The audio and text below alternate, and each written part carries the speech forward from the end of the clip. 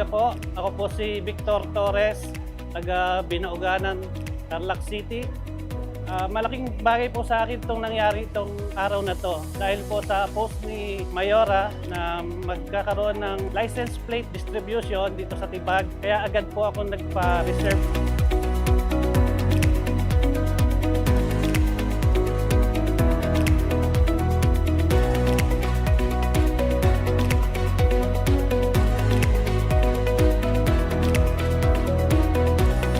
Inihanda ko lang yung mga requirement, photocopy ng ORCR, ID, yun lang po.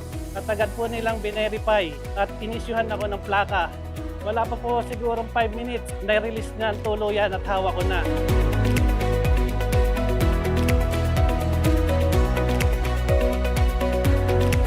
Kaya nagpapasalamat po ako ng marami sa proyektong ito ni Mayor Susan Yap at sa mga staff ng LTO, sa POSO at sa buong bumubuo po ng kawani ng gobyerno. Maraming salamat po.